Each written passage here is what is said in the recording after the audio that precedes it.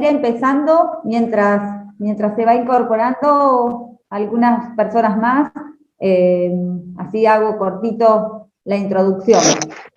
Bueno, en realidad el darle la bienvenida a la licenciada Gabriela Ramos.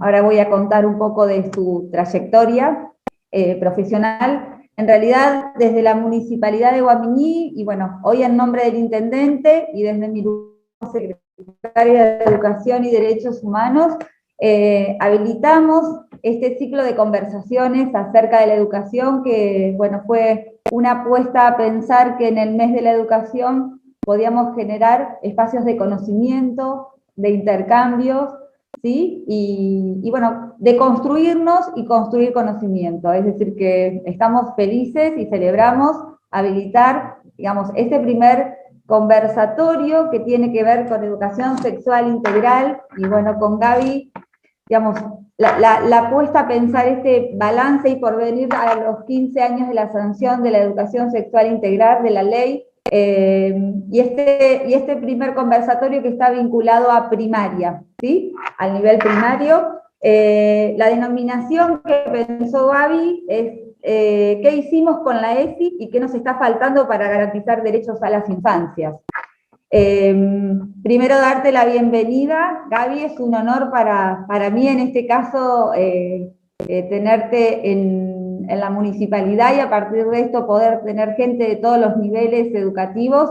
Ahora te voy a contar para que vos sepas, pero bueno, les voy a contar. Gabriela es licenciada en Educación, especialista en género, sexualidades y derechos, mediadora familiar y escolar, diplomada en violencia de género y también en derechos de la colectividad LGTBIQ en Latinoamérica, docente universitaria, formadora de docentes e investigadores en temas de ESI, organizadora de congresos nacionales e internacionales.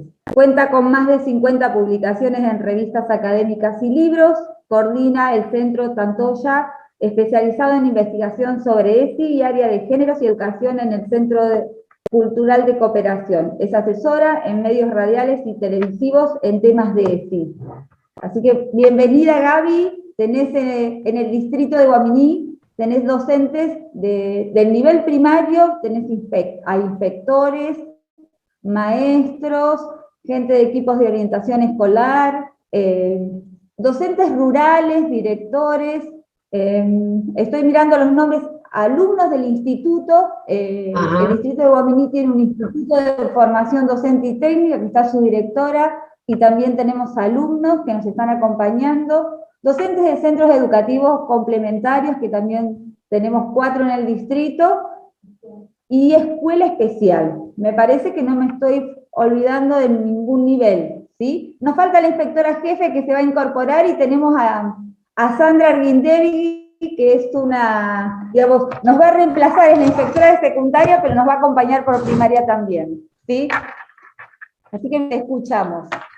Bueno, súper, gracias Cecilia, muchas gracias a Guaminí por permitirme de alguna manera, bueno, estar ahí con ustedes y compartir esta realidad. Gracias a ustedes por estar. No sé cómo está el clima ahí, pero acá después de todo el tiempo de lluvia y humedad salió el sol, así que si ustedes también tienen sol, esta posibilidad de venirse acá, de haber elegido venir acá para poder seguir pensando la ESI, para mí realmente que es un orgullo y un placer. Me gustaría proponerles un espacio de conversatorio, ¿no? O sea, me gustaría proponerles la posibilidad de que vayamos armando, como bien decía Cecilia, un proceso de construcción y de construcción compartida de saberes. Cuando nos preguntábamos esto, bueno, ¿qué hicimos con la ESI y qué nos falta para garantizar derechos de las infancias? Es porque suponemos que se hizo un montón y que tenemos que poner de relieve eso que se hizo, ¿no? No me gustaría quedar en el lugar de la experta que viene a dar una conferencia magistral muy distante de las realidades que ustedes viven y de las experiencias que tienen. Así que mi propuesta es esa. No sé qué le parece a Cecilia, qué le parece a la otra organizadora que está en el servicio técnico también, pero yo diría que siendo 30 personas en total, podríamos, si les parece, yo empiezo a hablar y cuando alguien tiene ganas se desmutea o pide la palabra o se anota en un chat, hagamos una lista, ¿no?, de preguntas y vamos intercambiando para que lo que yo pude aprender esté en función de las necesidades de este grupo, ¿no? Así que vayamos juntos armando este derrotero de la ESI. No sé cómo les viene a ustedes esto de que yo hable en inclusivo. Sé que hay algunos grupos donde esto a veces puede afectar la comunicación fluida. La verdad es que lo aprendí después de un montón de tiempo y de una charla que di, donde estuvimos 45 minutos discutiendo si el inclusivo sí, si el inclusivo no. Me gustaría poder ponerlo a consideración de si lo usan, si no lo usan, si les parece que esto es irritable al oído o lo puedo usar, si no yo no tengo problema en modificar otros modos de decir, ¿no?, inclusivos que no necesariamente tengan que ser con la E. Así que en función de eso, yo le pediría a la asistenta técnica, si es posible, que me permita compartir pantalla, porque la verdad es que estamos a 15 años de la sanción de la ley. Vamos a hablar hoy un poco de la 26150, que se sancionó en octubre del 2006. Y la verdad es que a 15 años parece que todavía nos falta mucho por recorrer. Y sin embargo, las que somos más viejas y tal vez miramos hacia atrás y leemos la historia con otros anteojos, podemos reconocer también todos los logros que hemos podido tener. A pesar de saber que esta ley es perfectible, de saber que esta ley fue un corto y pego y de negociaciones políticas, ¿no?, de distintos sectores, que no es un texto coherente ni monolítico, ni mucho menos. También sabemos que los docentes pudimos construir y sembrar contenidos ahí en el medio de las grietas, ¿no?, en el medio de las fracturas que se fueron, percibiendo en el texto de la ley. Así que yo revalorizo un montón tener este marco legal y creo que tenemos que ir por su revisión, obviamente, porque desde la sanción de la ley hasta acá, en estos 15 años, se ampliaron derechos, quiero decir, hay un montón de marcos legales nuevos que tendríamos que poder incorporar, no solamente en el texto de la ley, sino en las clases, y que efectivamente no dan cuenta de esta ley que tenemos como está escrita. Pero a pesar de eso y con todas estas salvedades, creo que hizo mucho para que podamos dar respuesta a las necesidades de los pibes y las pibas en las escuelas. ¿Puedo compartir ya? ¿Soy un poquito hospedadora?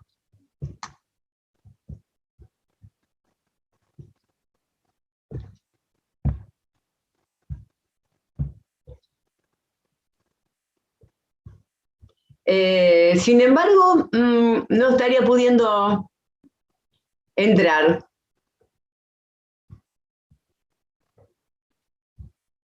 Tengo mi power, ahora sí, ahora sí. Ahora bien.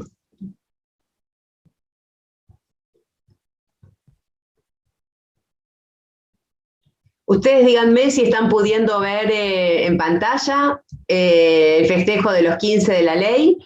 Y esta ley que decíamos tan poco perfecta, lo que hace es, por un lado, garantizar el derecho de los chicos y las chicas a recibir información sobre sexualidad en la escuela, y digo a recibir información porque ahí empieza de algún modo a delinear el rol, ¿no? O sea, ¿cuál va a ser nuestra tarea en la escuela? Aportar información. ¿Aportar información cuál? La ley dice científica, actualizada, comprensible y pertinente sobre sexualidad. No es cualquier información, porque también los medios de comunicación o la pornografía aportan información, ¿no? Bueno, acá va a ser información científica, actualizada, comprensible y pertinente. Cuando digo comprensible me interesa mucho pensando también que hay profes de educación especial que cuando decimos comprensible no solamente quiere decir que esté adaptada a las posibilidades cognitivas de los chicos y las chicas. O sea, no tiene sentido hablar de parto respetado o fertilización in vitro en el transcurso de la escuela primaria. Ese es un contenido que se verá más adelante. Pero también quiero decir que si yo estoy trabajando con niños y niñas sordos, por ejemplo, tengo que lograr encontrar modos en que esa información sea apropiable, ¿no? Si estoy trabajando con niños y niñas no videntes, tengo que lograr que esa información pueda ser comprensible. Entonces, esas son características muy importantes que marca la ley. Si yo como docente voy a aportar información, no voy a aconsejar, ¿no? Es otra cosa, es otro verbo, son tareas distintas. Por eso la tarea de la escuela y la tarea de la familia no se superponen en torno a la ESI. Esta fue una vieja discusión en el Congreso, ¿no? Si la familia o la escuela iba a dar educación sexual. Y la verdad es que la familia y la escuela, ¿no? En el caso de que haya familias, ambos. Son complementarias esas tareas. Una no puede solapar a la otra. No hay consejos en la escuela, hay información. Y ahí vamos entonces. ¿Qué decíamos? Por un lado, esta ley garantiza el derecho de los chicos y las chicas, y por el otro lado, lo que hace esta ley es obliga a la escuela a cumplir una tarea de enseñanza. O sea, sí o sí la escuela tiene que hacerse cargo de esto. ¿Por qué? Bueno, porque Argentina tiene un montón de leyes que ya dicen que tenemos que enseñar sobre sexualidad. Pero en general, esa enseñanza estaba a cargo del sistema de salud. Después de la pandemia del SIDA, el sistema de salud se hizo cargo de dar talleres de educación sexual. También a veces ciertas empresas que llegaban a las escuelas, no sé si a ustedes les pasa, pero que llegan a las escuelas vendiendo o promocionando sus productos, por ejemplo, toallas higiénicas para las niñas, daban algún taller de educación sexual, del funcionamiento de los sistemas, del cuerpo. Sin embargo, ahora es una tarea que está delegada a las docentes y los docentes. Y después vamos a ver de qué áreas, en qué grados, en qué niveles, ¿no? Pero básicamente es esto, lo que la 26150 va a establecer es que en todas las escuelas del país, y no importa si son laicas o confesionales, todas, de gestión pública y privada, desde el nivel inicial, pasando por la primaria, la secundaria, la formación docente, las escuelas de educación especial, las escuelas artísticas, las escuelas técnicas, y ahora hay una movida interesante porque se está pidiendo que también en la universidad ingrese como obligatorio el espacio de educación sexual integral. Considerando que es importante tener jueces con perspectiva de género, abogados con perspectiva de género, ginecólogos con perspectiva de género, pediatras, obstetras, entonces la idea es empezar a incorporarlo en todas las carreras universitarias, en todas las jurisdicciones del país. Y lo más interesante que trae la ley es que toma el concepto de educación sexual con el concepto de sexualidad desarrollado por la OMS, ¿no? Ya no como pura y exclusivamente un aspecto biológico del cuerpo, que sería, bueno, es lo que aprendimos en biología, ¿no? O sea, el aspecto biológico es las partes del cuerpo, el modo adecuado de nombrarlas, el modo adecuado de higienizarlas, la prevención de enfermedades, sino que además hablamos de sexualidad en un sentido integral, porque además de ese cuerpo biológico, entendemos que la sexualidad tiene componentes emocionales, sociales, afectivos y éticos. Y entonces tendremos que hablar en la escuela de un montón de cosas más que solo las partes del cuerpo. Ahí se empieza a complicar la cosa, ¿no? Porque, bueno, una cosa es hablar del óvulo y el espermatozoide, del embarazo y del parto, y otra cosa es, bueno, tengo que hablar de sexo, de identidad de género, de amor, de sentimientos en sentido amplio, del erotismo, del placer, de la intimidad, de todo eso. ¿Y cómo hago, no? ¿Cómo voy a hacer para enseñar todo eso que a veces yo no tengo mucha idea? Y además, ¿cómo voy a hacer?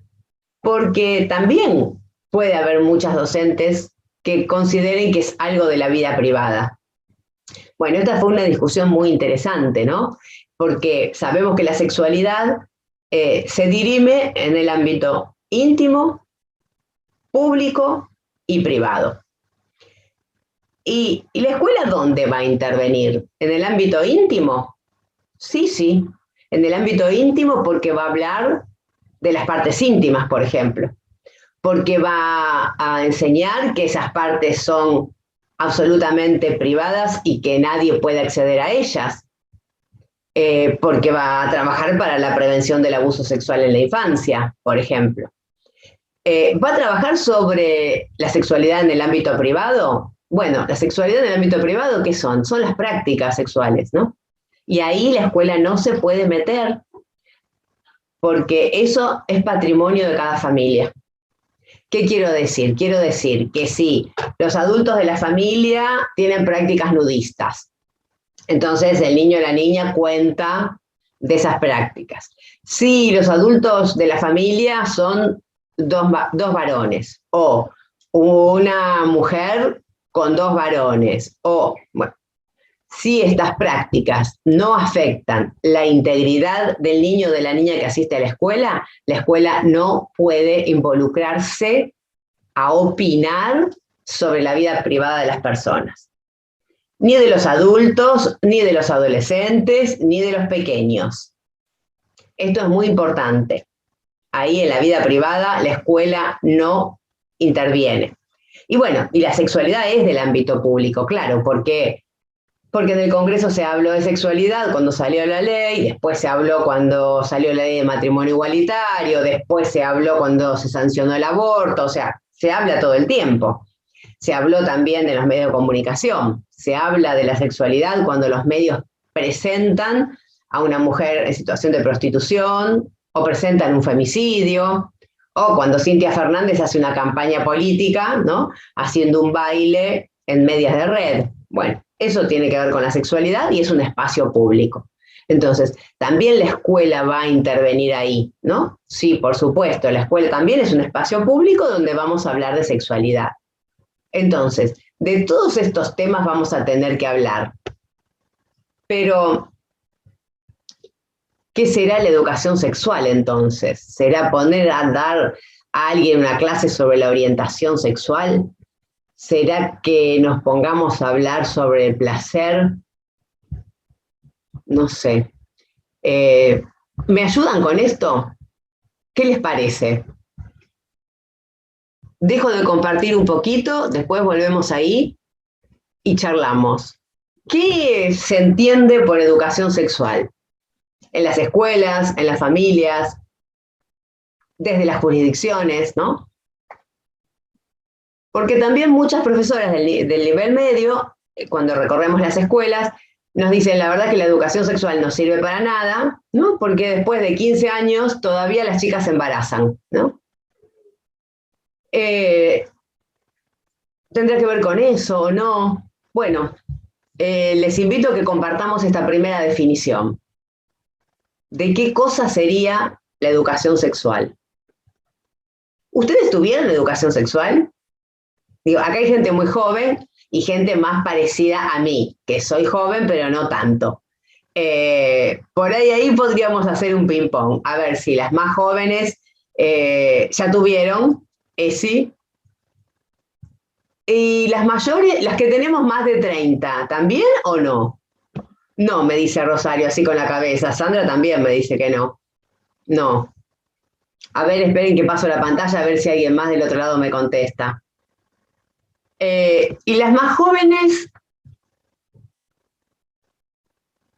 sí, Maylen me dice que sí. Una pregunta para las más jóvenes, ¿dónde? ¿En la escuela o en la familia? ¿O en el profesorado, tal vez?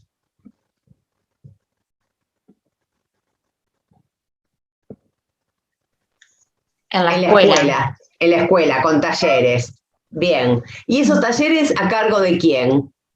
¿De médicos, de profesores? Y sí, antes por ahí lo que hacían era como el equipo o la social, pero siempre por ahí reforzado con algún profesional. Claro, Maylen dice también médicos y personas especializadas. Qué interesante lo que trae Betiana, ¿no? Porque ella me dice, reforzados por algún profesional. Che, ¿y nosotras qué somos? Sí. ¿No? Que también claro, por ahí yo le contaba a una compañera. Dale. Lo que por ahí le contaba a una compañera que hoy por hoy sigue pasando. o sea, todavía falta mucho. Uno por ahí escucha, ¿no?, que con la ESI, la ley de la ESI, pero ya hace 15 años, y por ahí uno lo viene trabajando. Yo, más que nada, trabajo en escuela especial. Rosario es una de las docentes con la que tenemos un proyecto anual y comenzamos este año. Por ahí lo hacía con el grupo de lo que es los adolescentes, que es CFI y taller. Y bueno, y este año por ahí era con los demás grupos para hacerlo, digamos, con todos los chicos.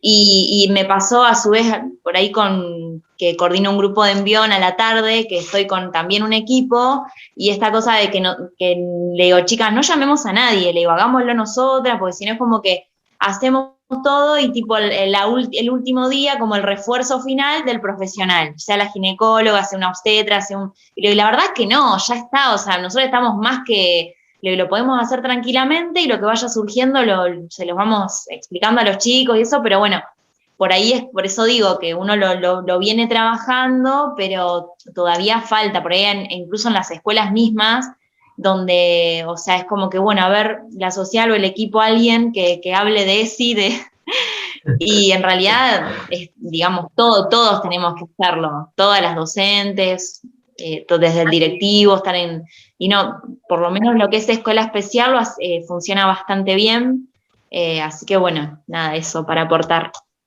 Mailén me dice que actualmente... Sí, dale. De que yo trabajo como social de las 2 primarias de Casbah, y que también esto de, como decía Betiana, ¿no?, como que a veces en las últimas charlas como que uno espera invitar a un profesional como darle el cierre de lo que nosotros estuvimos hablando en el aula. Pero también nos está pasando, ¿no?, de las familias, que les cuesta aceptar que en la escuela demos estos talleres de ESI, ¿no? Como que todavía hay familias donde no pueden encontrarse con los hijos o que le planteen cuando llegan a su casa de lo que pudimos hablar en la escuela. Nosotros hablamos, o sea, todo lo que se trata de lo relacionado a los afectos, emociones, lo que es aparato reproductor también, siempre trabajando con las docentes en el área de naturales. Pero creo que en las familias también se está dificultando trabajar estos talleres en la escuela, como que hay familias que todavía no lo pueden aceptar. Bueno, ahí me parece que a 15 años sí tenemos una deuda importante, ¿no? Yo creo que la deuda que tenemos es con la comunidad. ¿Y qué quiere decir la comunidad? Quiere decir todo el mundo, ¿no? O sea, poder compartir qué entendemos por ESI, qué entendemos por sexualidad, a las familias. Cuando logramos llegar a las familias, o si lográramos llegar a la comunidad, planteando en realidad nuestro horizonte es, vamos a enseñar sobre el cuerpo y el nombre correcto, vamos a enseñar sobre su funcionamiento, sobre la alimentación, sobre las pautas de cuidado, porque queremos, básicamente, primero, prevenir el abuso sexual contra la infancia. Dentro del abuso sexual entra también, ¿no?, la pornografía infantil y entra también la trata de menores. Punto 1, que no solo se da por el secuestro y la captura, también se da por las redes sociales. Así que dentro de la prevención del abuso encontramos toda esta gama amplia de situaciones de maltrato infanto-juvenil. Pero no solamente eso. Nuestro segundo objetivo es la prevención de relaciones vinculares violentas. O sea, estamos convencidas que la educación es la única posibilidad de frenar a largo plazo el femicidio. Porque no solamente vamos a trabajar para darle herramienta a las niñas, también queremos trabajar para construir otras masculinidades posibles para los varones, ¿no? Entonces vamos a trabajar con varones y con niñas.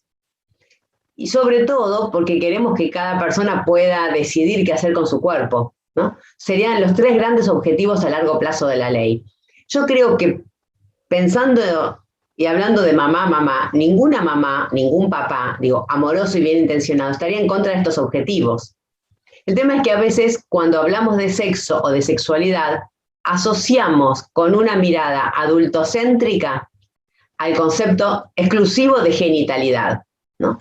Y tampoco saben las familias muchas veces que no es cierto que cuando yo más hable de sexualidad en el sentido integral, más rápido se van a iniciar las relaciones. No es cierto que la información incita, ¿no? Este también es un mito que me parece que hay que poder desarmar. Los países que tienen educación sexual desde hace muchos años establecidos, bueno, los países nórdicos, vamos a decir, Finlandia, Noruega, ¿no? Que empiezan a hablar de estos temas, a calzón quitado además, sin tanto tapujo como nosotros todavía. Desde mucho antes, las iniciaciones que para nosotros estamos en un promedio de 13 años, uno puede decir, qué pronto o no, digo, quedará a consideración de cada familia, pero lo más preocupante de esto es que el 85% de las jóvenes que se inician sexualmente, sexogenitalmente, declaran haberlo hecho bajo presión. ¿Bajo presión de quién? De sus pares o del compañero de turno, del amigo que estaba en el baile, que estaba en la fiesta, ¿no? Entonces, eso es lo que no queremos. No sé si a los 13 años me parece la edad adecuada, pero lo que sí seguro me parece inadecuado es que sea bajo presión, que alguien no lo pueda decidir, ¿no? Entonces, por eso es que cada vez más empezamos a incorporar otros contenidos a la ESI. Por ejemplo, el contenido de consentimiento.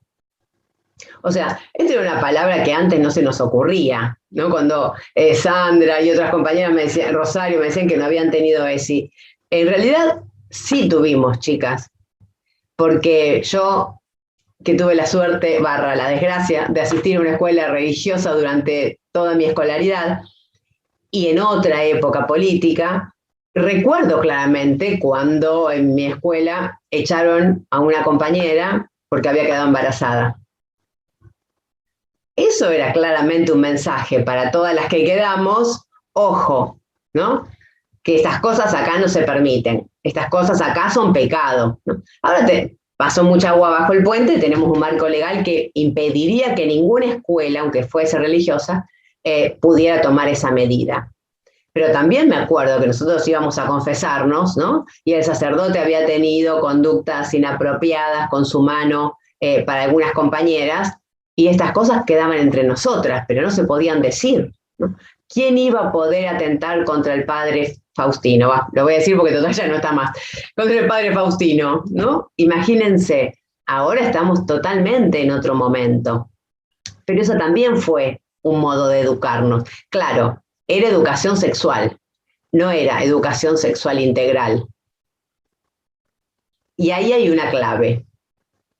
¿Cuál es la diferencia de seguir peleando para que la ESI sea ESI y no nos borren la I? ¿Qué quiere decir que sea integral?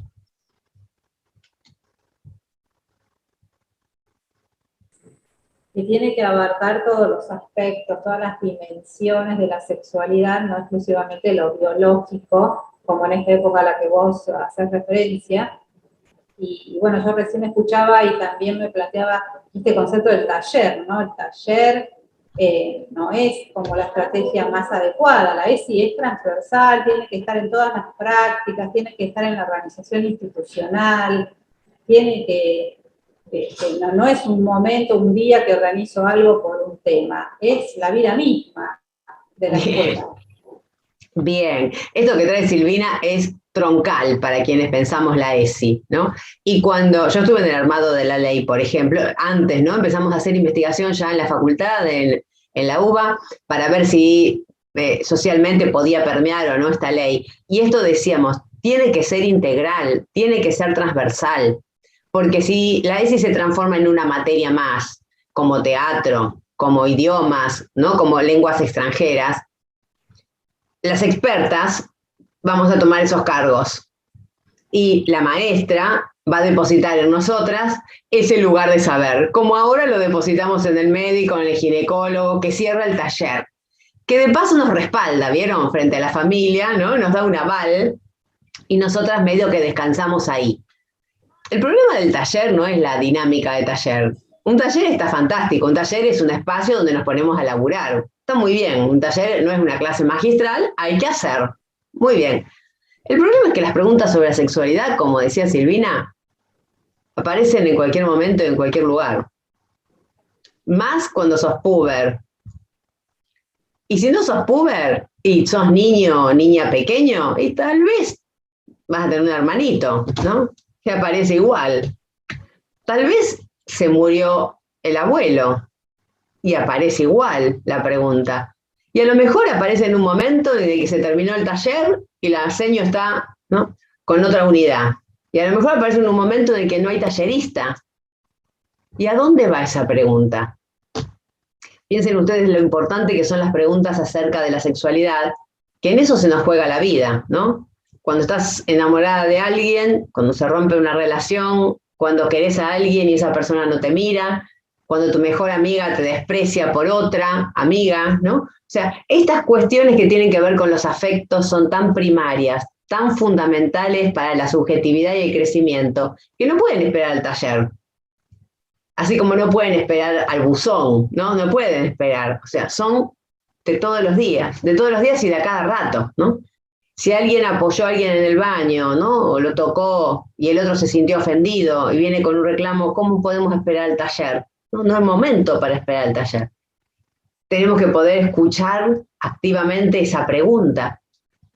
Además, porque los marcos legales dicen, los pibes son sujetos de derecho, ¿no? Tienen derecho a tener voz, tienen participación, tienen derecho a ser oídos y escuchados.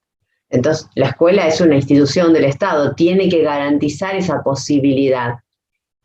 Pero la verdad es que la mayoría de las docentes y los docentes tenemos capacidad de escucha. Pero los pibes y las pibas, ¿tienen palabras para poder expresarse? ¿Tienen herramientas para poder decir? Bueno, esa es nuestra responsabilidad, ¿no? La escuela tiene que ofrecer estas palabras. La escuela tiene que poder dar herramientas para poder decir. Entonces, cuando Silvina decía todas las dimensiones, sí, vamos a ver ahora cuáles son todas esas dimensiones de la ESI. Que no es solamente lo físico. Vamos a definir esto, que a mí me interesa mucho que nos quede claro. La ESI, a diferencia de la que recibimos nosotras, va a ser un espacio sistemático, quiere decir que va a estar planificado, ¿no? Va a estar pensado, no es solo cuando pinta. De enseñanza y de aprendizaje, para promover saberes y habilidades. Y acá hay dos cosas fundamentales. La ESI no es solamente el aprendizaje de información, porque sabemos que tenemos muchas leyes que garantizan insumos de anticoncepción gratis, sin embargo, muchas mujeres no saben cómo se usan, muchas jóvenes no saben cómo se usan, y no los usan. Otras sí saben cómo se usa y tampoco los usan. Entonces uno se pregunta, ¿qué falta ahí? ¿Falta información? No. Falta habilidades sociales para poder negociar al interior de la relación el propio cuidado. ¿Qué quiere decir? Que en el momento en que esa pareja, si es una pareja heterosexual o no, está junta, cada quien pueda decir yo me cuido, si no hay preservativo, no hay relación, ¿no? También esto tiene que ver con el consentimiento, poder sentirse libre y segura, o seguro, para poder decir sin cuidado, no, sin protección, no, ¿no?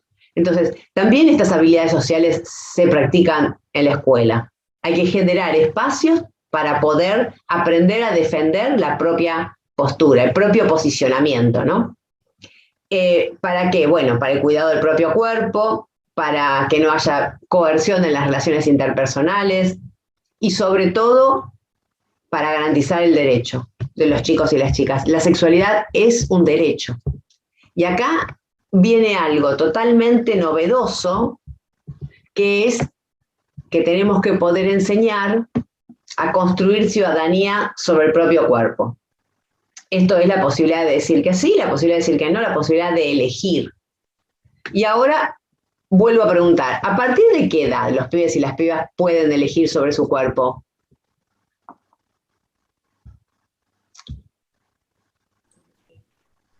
Siempre, no quiero hablar siempre yo, pero siempre. A ver, dice Silvina, siempre es desde que aprendió a hablar, por ejemplo, ¿no? Porque entonces una mamá, cuando yo le vaya a decir esto, una mamá de jardín me va a decir, bueno, no, entonces que no aprenda a hablar porque si yo quiero que vayamos a la casa de la tía Porota, tiene que ir y tiene que saludar a la tía Porota con un beso porque la tía es muy amorosa con nosotros y bueno, no quiero tener problemas familiares, por ejemplo, ¿no? Ahí esa pibita o ese puede decir no voy a saludar a la tía Porota, por ejemplo? ¿Tiene ese derecho? Puede, no tiene que ser obligado a dar un beso, a recibir un beso, a que lo toquen. Puede. Esa es una posibilidad que nosotros tenemos que garantizar y que tenemos que acompañar también a esta familia para que vaya comprendiendo un concepto de los de derecho que es la autonomía progresiva, ¿no? Los pibes y las pibas, a medida que van creciendo, el Estado dice, tienen cada vez más capacidades y nosotros confiamos en esas capacidades, que las van a ir desarrollando. Entonces, si a los 3 años puede entrar solo a la ducha, no es necesario que mamá o papá o quien cuide esté frotándole la espalda, frotándole el cabello, frotándole los genitales. No es necesario. Puedo quedarme a un lado e ir acompañando con la palabra diciendo, bueno, y ahora te pones jaboncito abajo del brazo, y ahora en la pancita, y ahora entre las piernas, ¿no? No es necesaria la intervención sobre el cuerpo. Lentamente, pautas de autonomía. ¿Y a qué edad, por ejemplo, en estas pautas de autonomía, una persona podría en nuestro país acceder a ir a buscar preservativos, por ejemplo? O tener preservativos.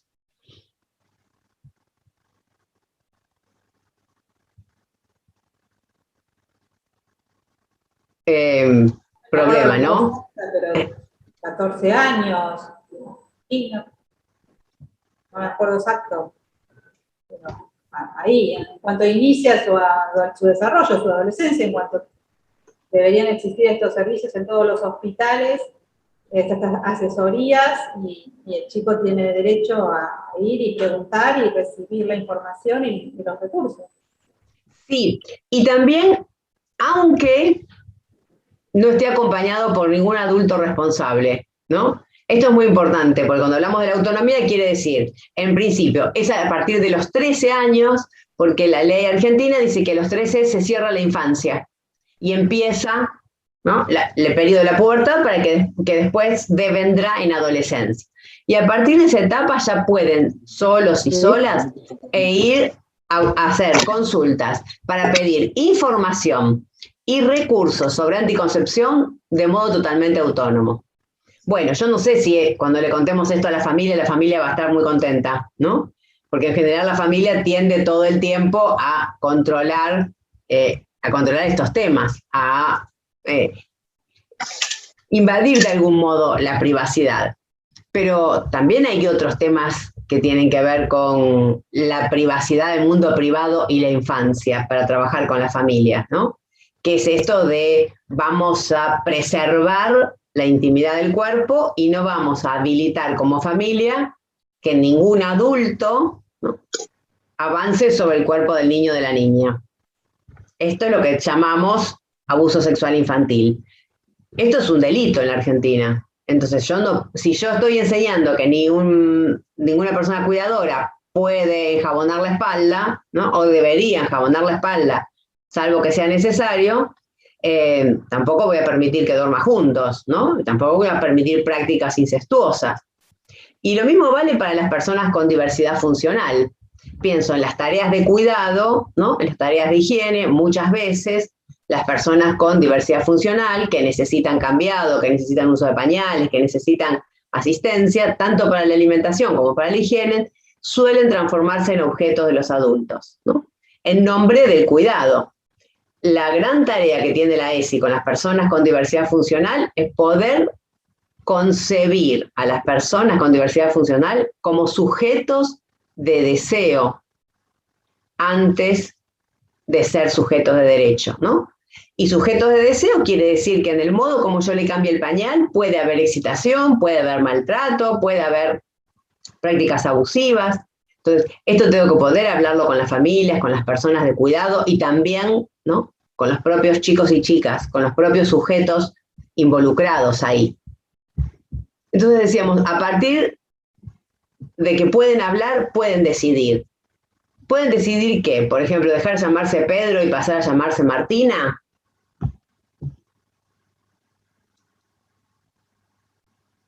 Hasta ahora venía todo fácil, ¿no? Bueno, no tanto. Pedirlo, bueno, sí, pueden pedirlo, sí. legalmente después habrá que hacer el trámite, pero... Y la escuela, por ejemplo, tiene que aceptar si el chico quiere esto y registrarlo como tal. Ajá. ¿Esto les pasó alguna vez? ¿Están de acuerdo con lo que dice Silvina? ¿Tuvieron alguna situación particular en este sentido? ¿Es algo que sucede por allá por Guaminí? ¿O es un fenómeno más tardes. Urbano? ¿Qué tal, Sandra? ¿Qué tal? ¿Cómo están? Yo pido disculpas primero porque ingresé unos minutitos más tarde. No te preocupes, ya te pusimos media falta. No te hagas problema que... bueno, menos mal que es media nomás. Sí, quédate tranquila, quédate tranquila. Bueno, escuchando esto, yo al igual que Silvina, que es la única que he visto y escuchado, somos inspectoras de psicología. Yo ahora estoy desempeñándome como inspectora jefe distrital en Guaminí. Son temas muy comunes, ¿no?, que nos pasan en la cotidianeidad. En esto, adhiriendo a lo que dice Silvina, no solamente la escuela tiene que escuchar, sino acompañar también. Generalmente cuando suceden este tipo de situaciones, y cada vez suceden más a menudo, la escuela lo primero que hace es entrar en pánico, ¿no? Porque pensar cómo dar respuesta, cómo acompañar, cómo tramitar esto con la familia. Entonces, bueno, nosotros trabajamos de manera conjunta con los inspectores y las inspectoras que contamos en el distrito y nos reunimos con la escuela, con el equipo directivo, con el equipo de orientación escolar para acompañar, ¿no? Por supuesto que ese chico o esa chica tiene derecho a sentirse, a sentir la diversidad de género, ¿no? Y en esto hay que acompañarlo o acompañarla, y tramitar que esto suceda de la mejor manera posible, ¿no? Sucede en la cotidianeidad, cada vez sucede más, y bueno, tenemos que estar preparados para esto, ¿no? Me parece muy interesante que... Sí, Silvina. Perdón, que yo como recurso, tenemos una guía desde la Dirección de Psicología para el abordaje de estas situaciones, para que tanto desde lo administrativo como desde lo vincular y demás, estas situaciones vinculadas con la diversidad sexual, con las orientaciones, con las identidades, se maneje dentro del marco de la ley.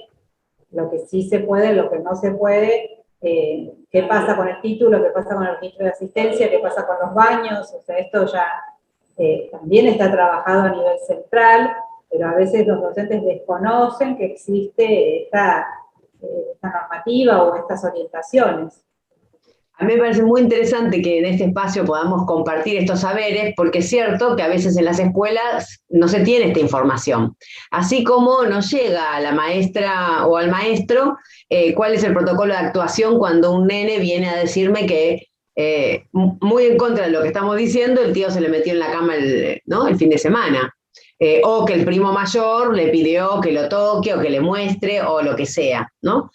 A veces estas cuestiones que son legales y de garantía de derechos se terminan transformando en un procedimiento burocrático que no tenemos noción, quienes estamos en el aula, digo, con la tiza, ¿no? De qué es lo que tenemos que hacer en estos casos. Entonces, muchas veces no garantizamos estos derechos porque no sabemos cómo hacerlo, ¿no? Por la falta de información. Otras veces, porque hay barreras que son, digamos, epistemofílicas, ¿no? Hay cuestiones que tienen que ver con los propios afectos, las propias ideologías, la propia formación. De qué nos parece a nosotras que estamos acá, y algún que otro maestro también que he visto por acá, que un pibe a esa edad puede decidir, ¿no? Puede decidir. También va a poder decidir, ¿qué pienso yo que es una niñez trans, ¿no? ¿Cuál es mi fantasía de una nena que en 5º grado me pide preservativos? ¿Se los habilito o no se los habilito? Porque esto que Sandra y Silvina están trayendo desde otro lugar son tareas que tiene que hacer la escuela. Digo, ¿cómo una niña va a saber dónde va a ir a pedir preservativos si la escuela no le informa? Es probable que a lo mejor su familia no sepa o no tenga ganas de contarle, pero es la escuela la que tiene que habilitar esto, así como es la escuela la que tiene que poder enseñar sobre estas posibilidades de cuerpos desnudos donde lo genital no determina el género. Y ahí se complica todo para la ESI, ¿no? O sea, ¿qué quiero decir?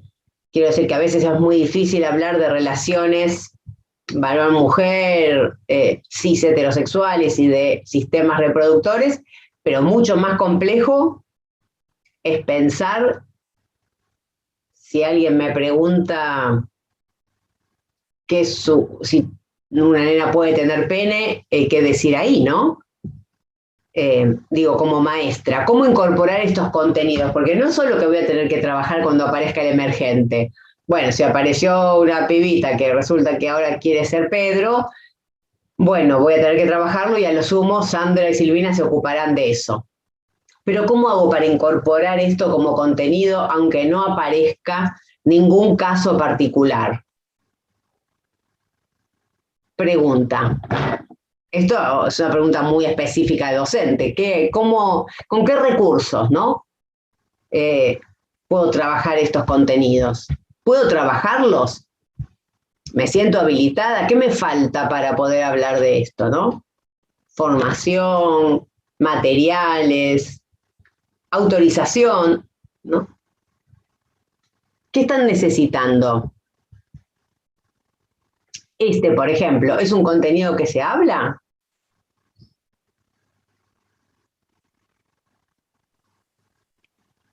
Bueno, Gabriela, Sí. nosotros puntualmente en la modalidad, o sea, en educación especial, no nos ha pasado y no lo hemos hablado, pero de acuerdo a lo que vos estás diciendo, yo creo que nos faltan dos cosas muy importantes, que es la formación y los materiales.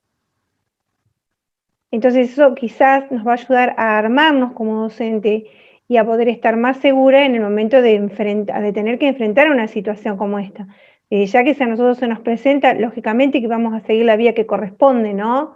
Nos vamos a dirigir a quien nos tenemos que dirigir, pero me parece que puntualmente nos falta la formación y los materiales, porque por ahí, esto que vos decís, ¿con qué recursos contamos? Sí, nosotros por ahí contamos con algo muy sencillo como láminas, cuando hablamos del cuerpo, cuidado, demás. O sea, algo muy liviano, pero cuando esto ya es más profundo lo que vos estás hablando.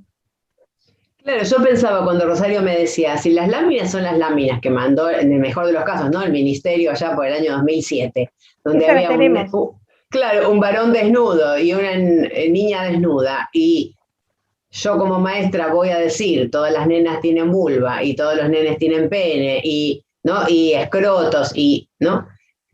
En el mejor de los casos, estoy omitiendo a una parte importante de la población. Porque si la maestra no puede reponer sobre la información que falta todo el resto de lo que sí sabemos que tenemos que incluir en la escuela, estamos al horno. Es como si yo dijese, aprovechando que tenemos compañeras acá de educación especial, bueno, todas las personas tienen 2 piernas, nos sirven para caminar, para correr, para bailar, para saltar, y nada más, ¿no? Y las personas que no tienen 2 piernas, no son personas, no se desplazan, no saltan, no juegan al básquet, no. Yo, en el modo de enseñar, sin querer, estoy haciendo una generalización donde omito a un gran porcentaje de personas que deberían sentirse alojadas en la escuela. Sobre todo por esto que dice Silvina y Sandra, bueno, empiezan a aparecer cada vez con más frecuencia situaciones emergentes que antes parecía que era, en principio, cuando yo empecé a trabajar, era de adultos, o sea, personas travestis y trans eran grandes, se dedicaban a la prostitución, se habían venido de los pueblos, estaban en las ciudades, o sea, eran grandes, qué sé yo qué pasaba antes. A medida que fui trabajando, me fui dando cuenta que empezó a aparecer esto como posibilidad en la escuela secundaria. Entonces, chicos y chicas empezaron a experimentar, no solo con la transgeneridad, con modos afectivos de relacionarse donde no había por qué definirse ni hetero, ni homo, ni lesbi, ni bi, ni nada, y era todo se podía probar en el mientras tanto. Pero ahora, a medida que van pasando los años, me voy dando cuenta que todas estas cuestiones aparecen a cada vez más temprana edad. Entonces tenemos cada vez más cantidad de niñeces trans, con familias más o menos colaboradoras, pero con escuela que no puede incorporar estos contenidos como conocimientos pedagógicos. O sea, de esto no hablamos salvo que aparezca como, comillas, emergente. Si aparece como emergente, aparece con un nivel de urgencia, ¿no? De urgencia, que no se puede planificar.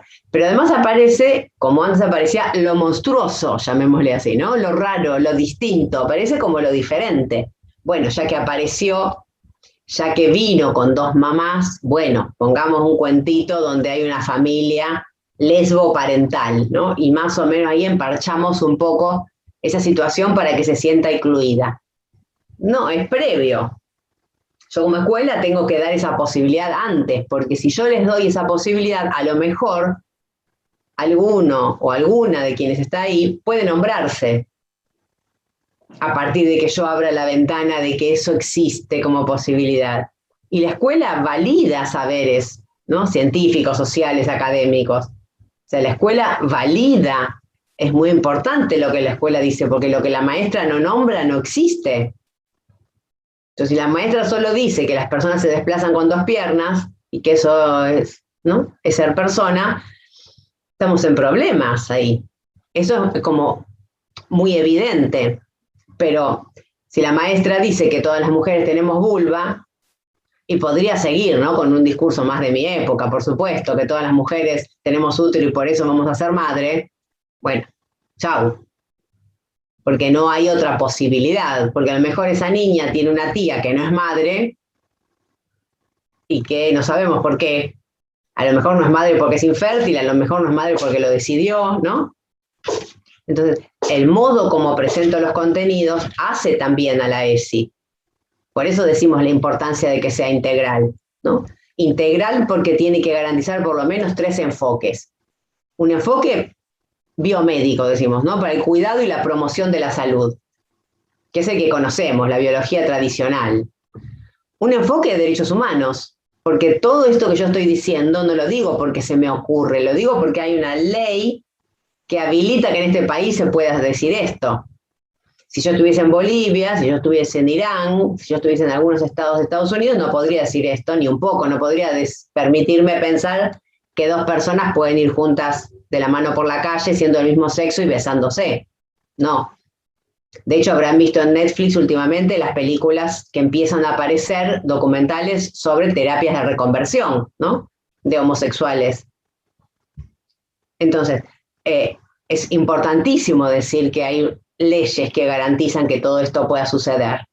Porque si hay una ley, ni siquiera la voluntad o el deseo de la mamá o del papá va a poder avanzar sobre el derecho de ese niño o esa niña. Lo podría pasar que Mariana quiere ser Juan y su mamá no quiere, o su papá no lo autoriza.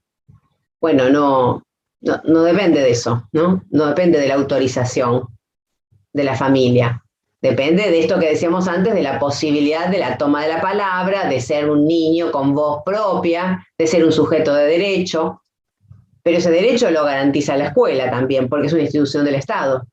El sistema de salud, la escuela y la justicia, ¿no? Como 3 grandes instituciones donde el Estado ahí se concentra y toma el poder y dice, vamos a garantizar el derecho a este pibe o a esta piba. Entonces la escuela tiene que poder hablar de estas cosas. Dice Rosario, nos falta formación. Es cierto.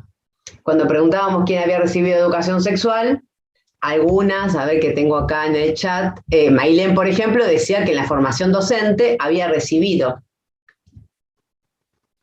un taller de ESI, ¿no? Ese sí es un taller de ESI. Mailén, ahí que te veo. ¿Nos querés contar cómo fue, cuánto duró, de qué se trató? ¿En qué año también, si te acordás? Hola, ¿cómo anda? Fue en los últimos años y era como un taller una vez por semana, que iban los médicos o las especialistas a explicarnos acerca del preservativo, de los genitales, más o menos era algo general, no era tan específico. Y ahí el enfoque que tuvo, por lo que vos contás, tuvo más que ver con lo biomédico. O sea, estuvo más centrado en el cuerpo biológico. Sí, sí. Bien. En el tema digamos, sí, de sexualidad. Y en el tema de, perdón. Cada persona como es, y el tema de sexualidad, el preservativo, la transmisión sexual, más que nada eso era. Bien, bueno, es que el tercer enfoque para que esto sea integral, digo, además del biomédico, de la perspectiva de derechos, es la perspectiva de género. para pensar la sexualidad. Si no, no es integral, ¿no? Si no, no es ESI. Son las 3 patas para que la ESI sea ESI y no es. ¿Y de qué hablo cuando hablo de género? Porque ahora está bastante de moda hablar de género, muchas cosas, ¿no? Pero, ¿qué quiere decir específicamente pensar la sexualidad desde la perspectiva de género?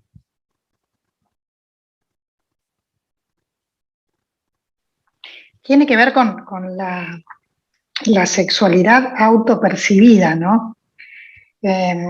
Yo me acordaba hace un rato que ahora estamos teniendo estos planteos, ¿no? En las instituciones, que los chicos y las chicas se animan a presentarlo y realmente es fantástico que esto así suceda, ¿no? Que la escuela siga brindando este espacio de escucha donde puedan expresar lo que les está pasando, ¿no?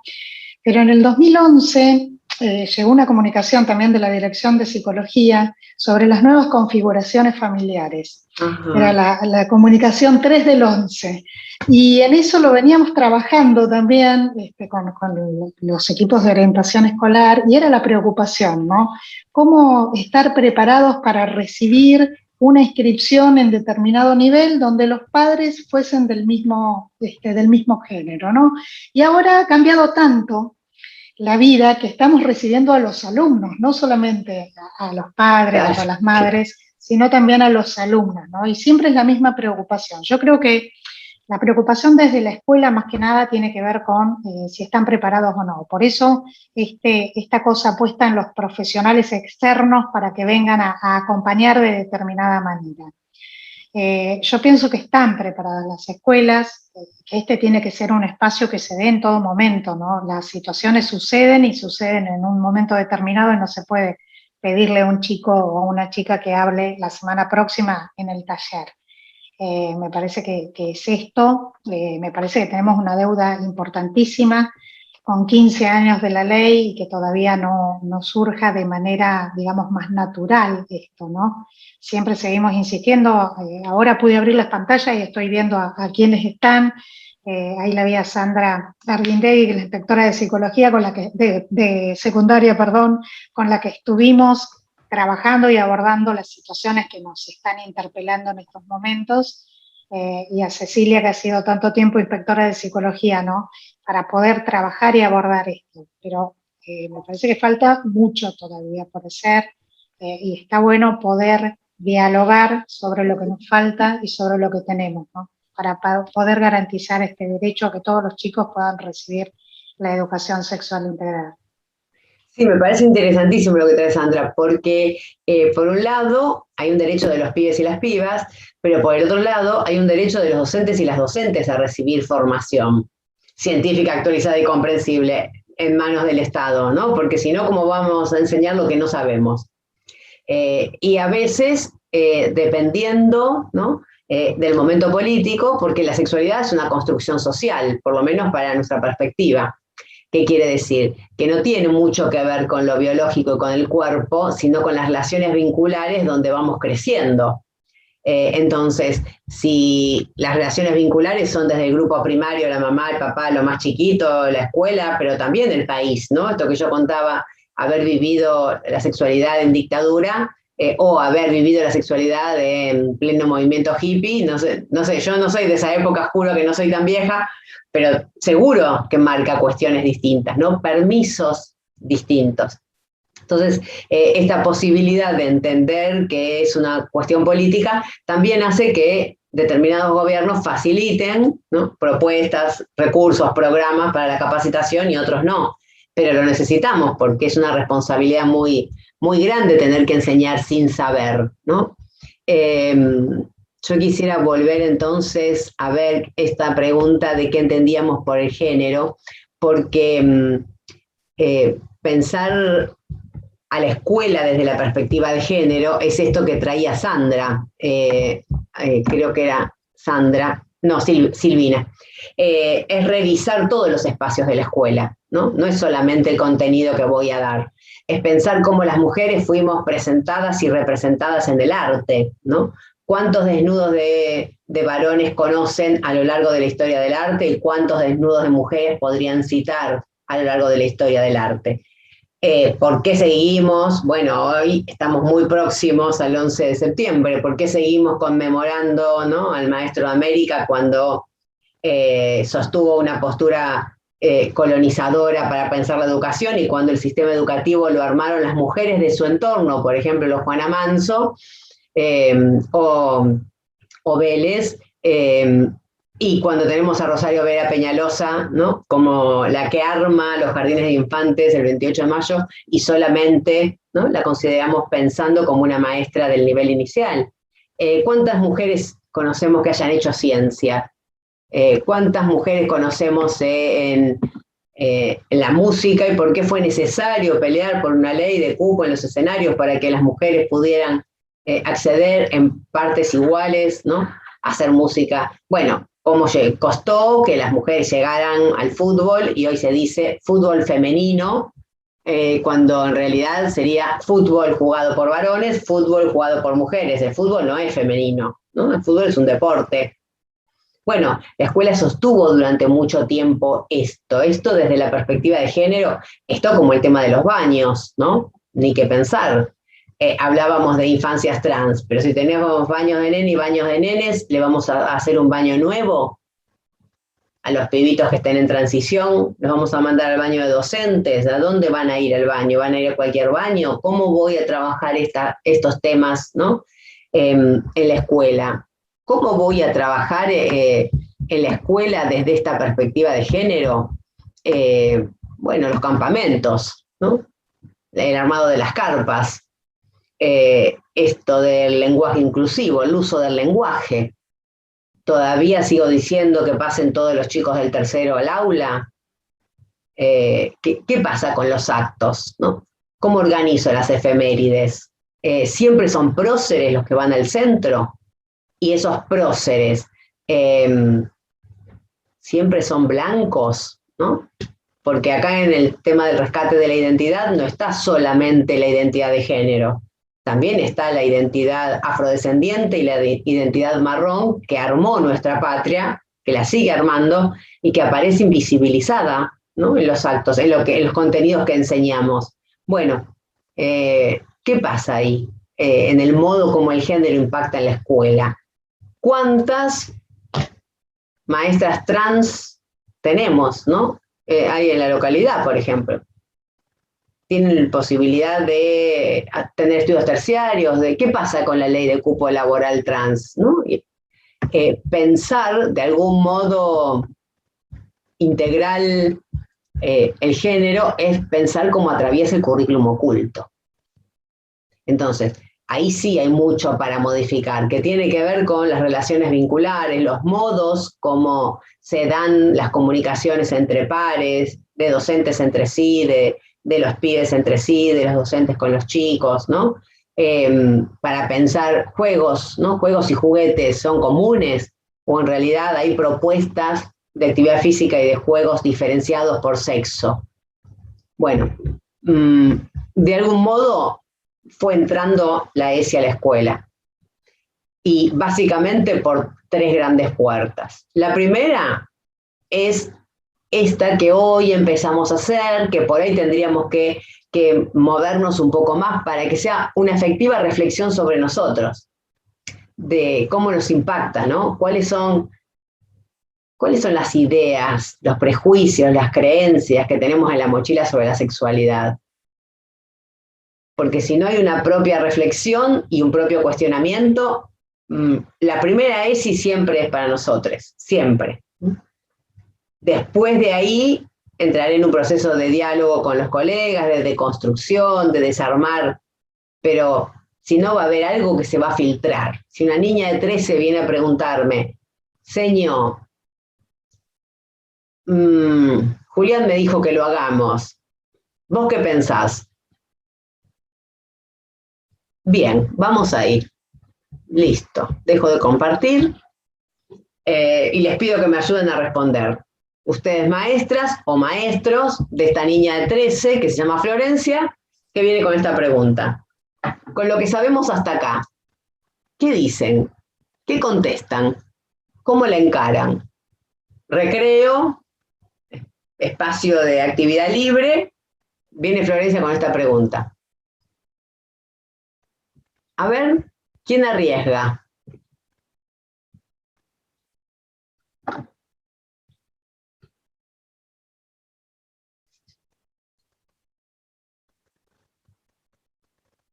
Estoy hablando desde el rol docente, así que Silvina, Sandra, bueno, la gente que está, la veo como con tentación, nada, se abstiene un ratito.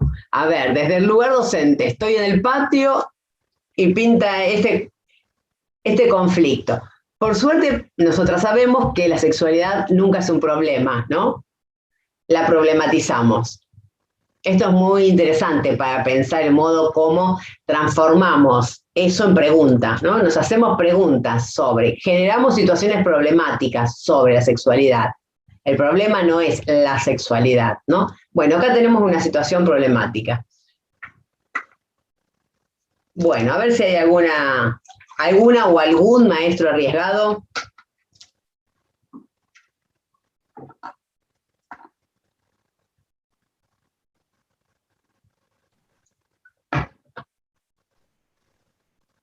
Esto no fue lo que charlamos con Cecilia. Cecilia me dijo, vos sabés lo que son.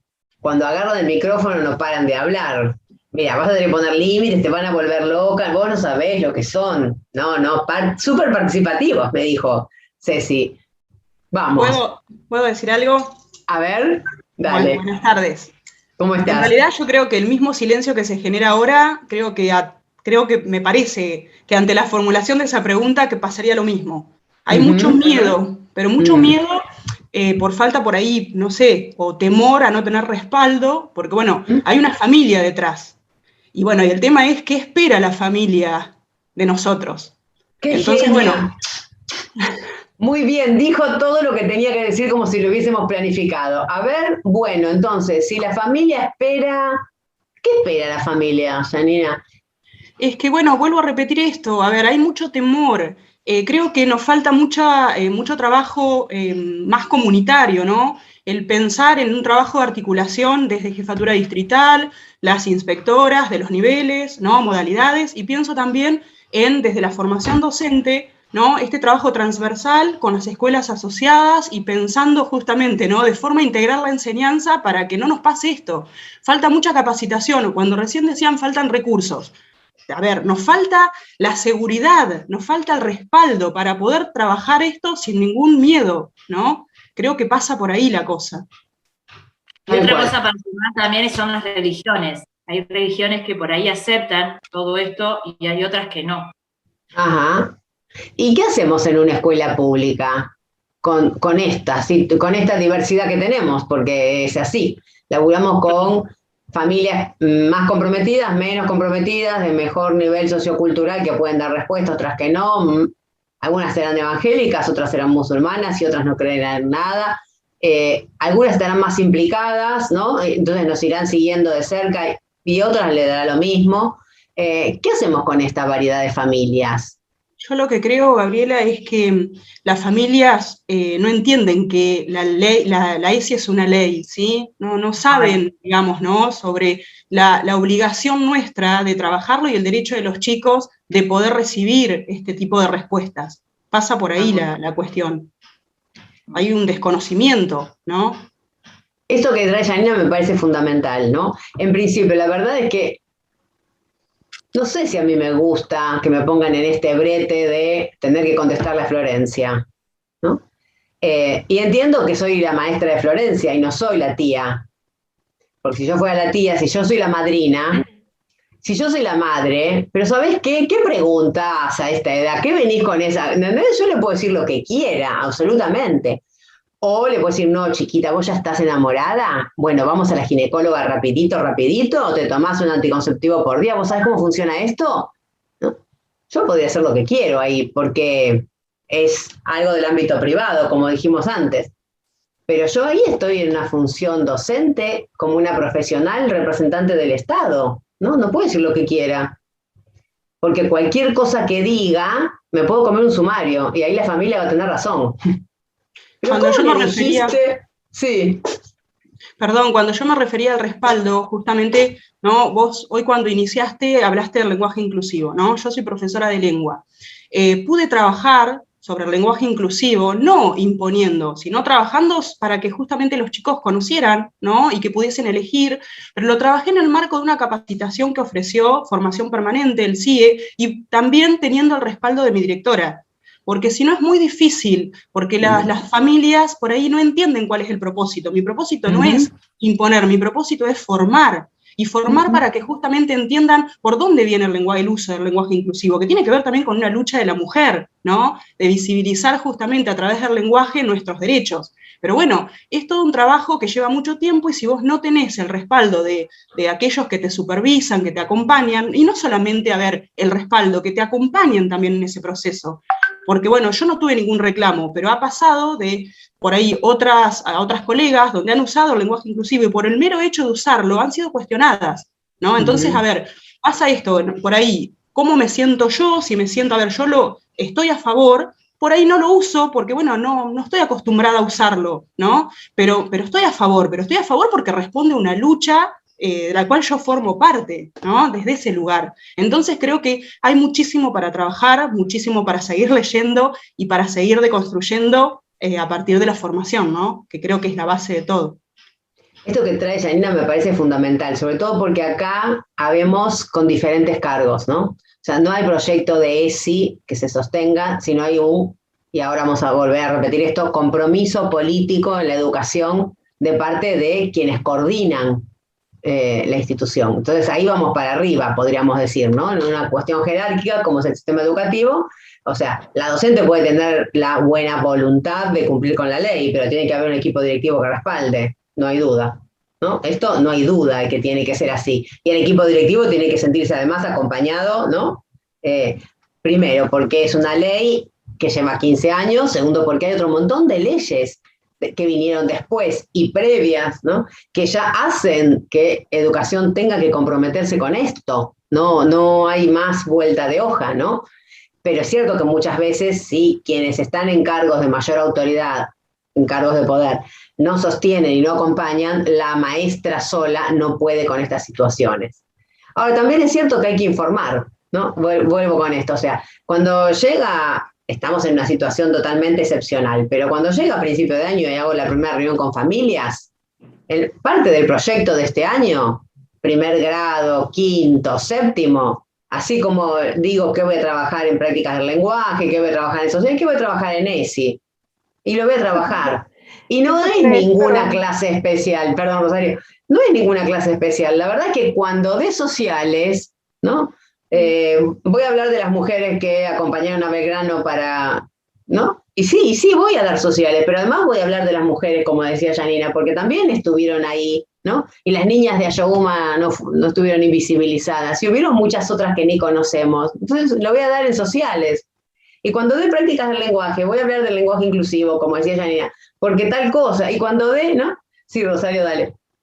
No, que justo me quedé pensando, discúlpame, que coincidía con Janina en lo que decía, y un poquito, bueno, vos me sacaste la idea que yo quería decir esto de la forma, que por ahí necesitamos a veces paralelo, no solamente taller de ESI para los alumnos y alumnas, sino también para los papás a veces. Bueno, y esto de poder decirles a principio de año lo que vamos a trabajar y qué vamos a trabajar, y hacerles entender que la ESI no es una materia que se da, sino como estamos lo que veníamos hablando, es transversal. Tiene que ver con todas las materias. Estamos haciendo ese a veces en el patio, en los juegos, y no nos damos cuenta sin querer. Y nada, y bueno, y esto por ahí que vos decías, cuando se nos acerca una niña y nos habla esto, bueno, que ahora no recuerdo bien cómo vos lo habías dicho. Bueno, ver también, indagar por dónde viene la pregunta, hacia dónde va, porque a veces por ahí no va a ir puntualmente hacia lo sexual, ¿no? Aunque ahora ahí lo iba, pero bueno, buscar, porque uno a veces, es verdad, tiene miedos en esto que dice Janina, y es verdad que tenemos miedo porque a veces nos pasa que no sabemos hasta dónde llegar porque los papás qué van a hacer o qué nos van a decir. Pero bueno, es como todo, es un desafío y bueno, y en algún momento nos toca, y nos toca con nuestros hijos también, o nuestras hijas. Sí, y también estamos como en un cambio de paradigma, ¿no? O sea, Tal cual. entonces, ya no trabajamos para las familias, chicas. O sea, trabajamos para los pibes y las pibas. En realidad siempre debió haber sido así, pero hubo históricamente un pacto adultocéntrico donde todas las instituciones del Estado estaban al servicio del disciplinamiento de la infancia. Bueno, ya no más, ¿no? Entonces, yo voy a tratar en lo posible de que esta familia comprenda lo que tiene que saber. En principio voy a informar, porque corresponde que estén informados porque son los responsables. Entonces voy a informar sobre la ley, sobre los conceptos, sobre los contenidos, sobre los enfoques, porque corresponde que sepan, pero no voy a pedir permiso. Yo voy a hacer lo que tengo que hacer porque soy una profesional que está formada para eso y que sabe. En el momento en que estábamos en discusión con los anteproyectos de ley, algunos sectores querían que cada escuela consensuara con las familias los contenidos que se iban a dar. La verdad es que era una locura. O sea, ¿por qué yo tengo que consensuar los contenidos de ESI cuando no voy a consensuar los contenidos sociales, por ejemplo, para pensar que el 12 de octubre no es más el día, ¿no? Y ahora es el día... Bueno, nadie le preguntó a la familia si estaba de acuerdo con el modo como estamos pensando el 12 de octubre ahora, que es un cambio sustancial, ¿no? Histórico. O qué pasa con el 24 de marzo, ¿no? Es más o menos importante el 24 de marzo, el 12 de octubre, que hablar de sexualidad. Y la familia no se mete en eso, salvo que sea una familia muy politizada, ¿no? En general la familia no se mete con esos contenidos. La familia se mete con el modo como vamos a enseñar la división, ¿no? Ah, Patricia dice que no puede hablar y que le tenemos que habilitar el micrófono. Yo soy la hospedadora. ¿Tendría que tocar algo en particular? A ver, Patricia. Ah, sí, acá te veo. Para, a ver, tenés razón.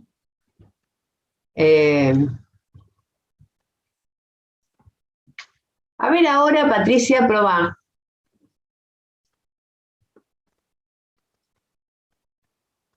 ¿Podés?